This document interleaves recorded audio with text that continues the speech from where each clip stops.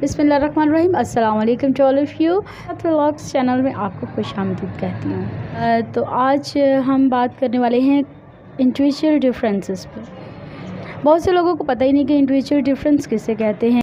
जैसे डिफरेंट का मतलब है मुख्तलिफ, और इसी तरह डिफरेंस का मतलब है इख्तलाफ होना, और इंडिविजुअल इनफरादी यानी इनफरादी इख्तलाफ का होना। वो आप इसकी मिसाल ऐसे भी ले सकते हैं कि अगर हमारे एक हाथ की 5 उंगलियां बराबर नहीं हैं, हाथ ही एक जैसा नहीं है, हैंड फिंगर्स छोटी एंड बड़ी हैं, तो इसे कहते हैं डिफरेंस। इंडिविजुअल डिफरेंस है, ये इनफरादी फ़ासला है। यही इनफरादी फ़ासला जो है हर फिंगर को उसका एक नाम देता है, जैसे कि thumb, finger, little finger, middle finger, ring finger, इस तरीके से हम नाम देते हैं ना।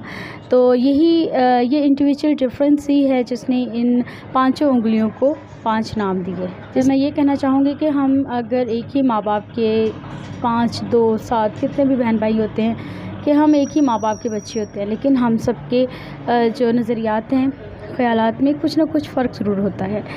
ज़रूरी नहीं कि हम सब एक जैसी सोच के मालिक हों। यही सोच हमें एक दूसरे से मुनफरिद और मुख्तलिफ बनाती है। माशरे में हमें अपने आप को इनफरादी डिफरेंसेस के साथ डायग्नोस करना पड़ता है। अगर हम अपने तशख़्ख़ुस को ख़ुद से डिफ़ाइन नहीं कर पाएंगे तो कोई भी हमें नहीं समझेगा कि हम क्या हैं, क्या चाहते हैं।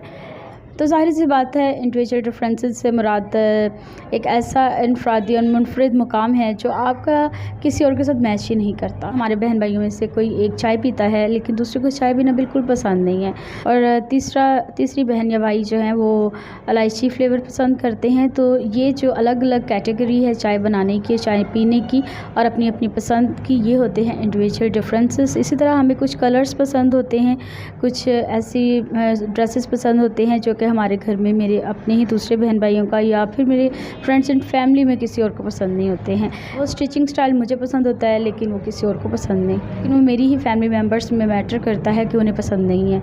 तो ये होते हैं हमारे इंडिविजुअल डिफरेंसेस के मेरी कुछ और ख्वाहिशात हों और दूसरे की कुछ और ख्वाहिशात हों।